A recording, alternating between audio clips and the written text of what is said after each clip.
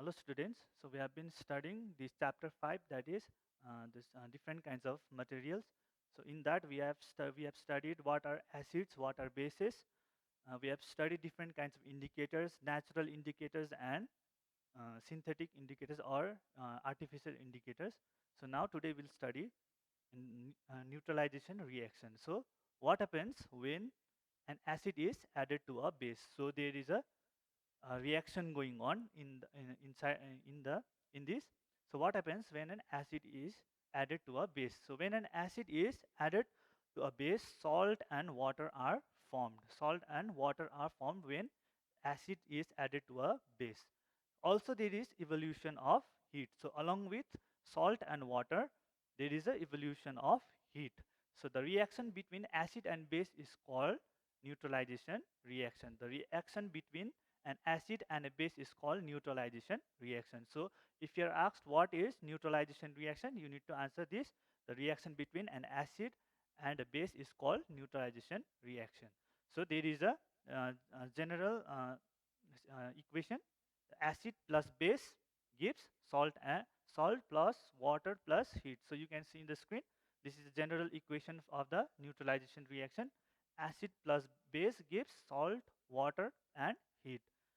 So an acid neutralizes the effect of base and base neutralizes the effect of an acid. So this is what is going on in the neutralization reaction. So acid is acid neutralizes the effect of base, whereas base neutralizes the effect of an acid. Okay, so when hydrochloric acid, so this is example when hydrochloric acid is added to a sodium hydroxide. So hydrochloric acid, so this is an example of acid, and sodium hydroxide is the example of base. So hydrochloric acid, when hydrochloric acid is added to sodium hydroxide, they neutralize the effect of each other. So when these two are added, so when this hydrochloric acid and sodium hydroxide is added, they neutralize the effect of each other. As a result, sodium chloride, salt and water are formed. So as a result of this, sodium chloride, salt and water are formed. Along with the heat is evolved. So we have studied that in the general equation that acid plus base gives salt, water and heat. So in this example, you can see hydrochloric acid. This example of acid, and sodium hydroxide. This is an example of base. So when this acid and base is added, so what happens is they give salt. That is sodium chloride is a salt, and water plus heat is evolved. So you can see in the as a product, the product of this reaction is sodium chloride plus water plus heat. Okay, so to understand neutralization reaction, we are going to study see the experiment. So the aim of the experiment is to observe the neutralization reaction. To observe the neutralization reaction. So procedure. So these are different process how we do the experiment. So first one is we take a test tube and fill it 1/4 with dilute hydrochloric acid.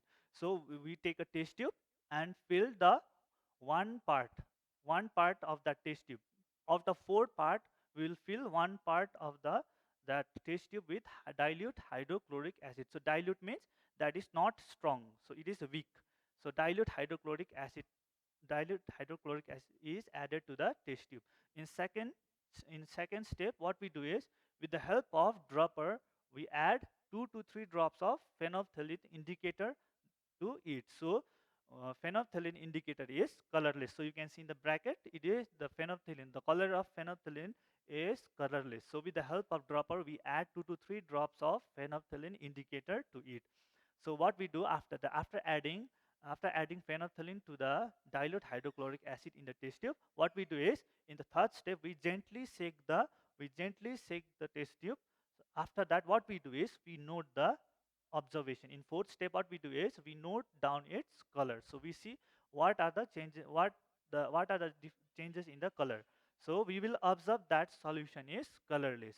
So we observe that solution is colorless. So when phenolphthalein is added to the when phenolphthalein is added to the hydrochloric acid, there is no color change. So this phenolphthalein, in the case of phenolphthalein indicator, there is no color change in the when it is added into the acid, there is no color change. So in the fifth step, now what we do is we put a drop or dilute sodium hydroxide with the help of a dropper and shake it gently. So in the fifth step, what we do is we are adding base to the base in that test tube. So now we, with the help of dropper, we add we are adding base to the test tube and we shake it gently. In sixth uh, step, what we do is we continue adding dilute sodium hydroxide and shake it till the pink color just appears. So now what we do in sixth step is adding we continue adding dilute sodium hydroxide. So till when the color of that solution changes to pink color. So this phenolphthalein changes color. It changes color. It changes its color from colorless to the pink when it is added to the base. In seventh step, at this point the solution is just neutral.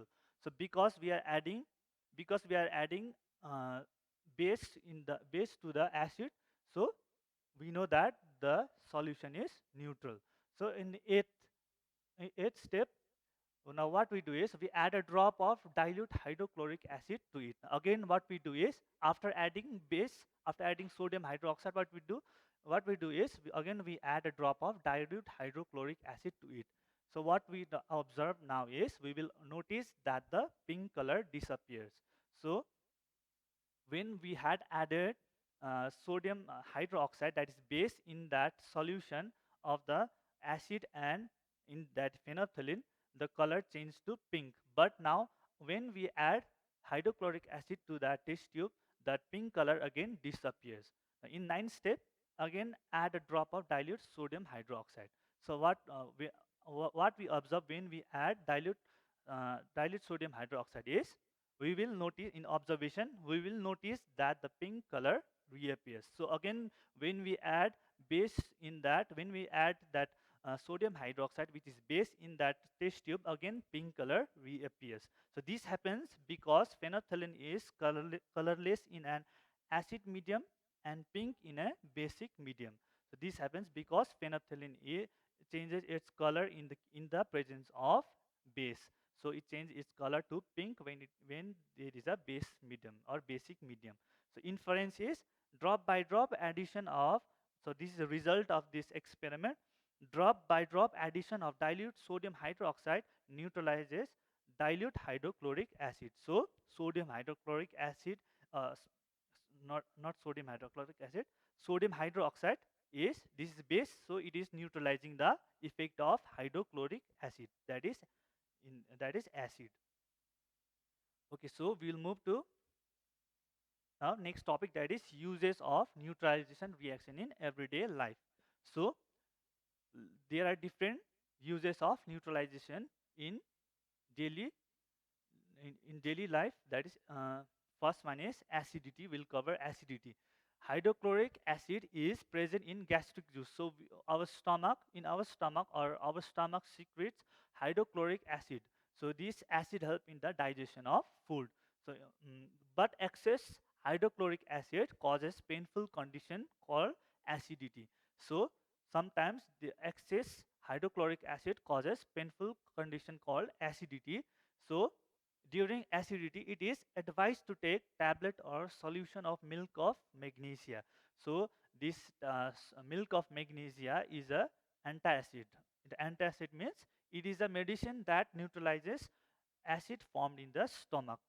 So this antacid, that is milk of magnesia, is advised to be taken when when there is a condition, that is acidity.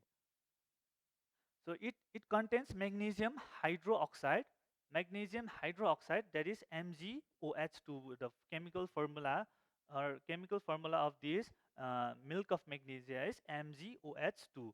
So this is magnesium hydroxide. So it is a base. So it is a base. So it does neutralize the excess hydrochloric acid. So this base will neutralize the hydrochloric acid that is present in the stomach. So this is how acidity in the acidity neutralization reaction is used. Next one is ant and bee sting. So ant and bee sting contains formic acid. Ant and bee stings contain formic acid. So the acid is present in this in the sting of ants and bee. So when an ant or a bee bites, formic acid is injected into the body, which causes itching. So when these ant and bee bites, formic acid is injected into the body. So because of which there is itching in the body. So to neutralize the effect of an ant or bee sting, that portion of the body is rubbed with moist baking soda or calamine solution to neutralize to neutralize the effect of ant and bee sting. This basic substance, that is moist baking soda or calamine solution, is rubbed. So baking soda contains sodium hydrogen carbonate and calamine solution contains zinc hydroxide. So these compounds are present. So both these solutions are basic in nature. So these solutions are basic in nature. So ha- these this base will help to neutralize the effect of acid that is present in the bee or ant sting. Next one will cover, that is soil treatment.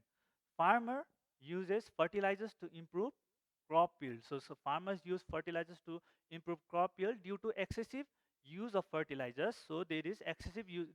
When there is excessive use of fertilizer, the soil becomes either too acidic or basic. So in this condition, when the soil is too acidic or too basic, plant do not grow well in this type of soil.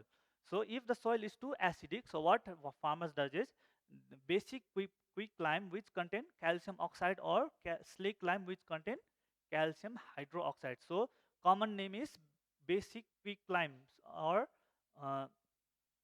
or what is that, slake lime. So slake lime is added. So these are basic substance that are added to the soil which neutralize the acidic nature of the soil. And next one is, if the soil is too acidic, organic matters are released.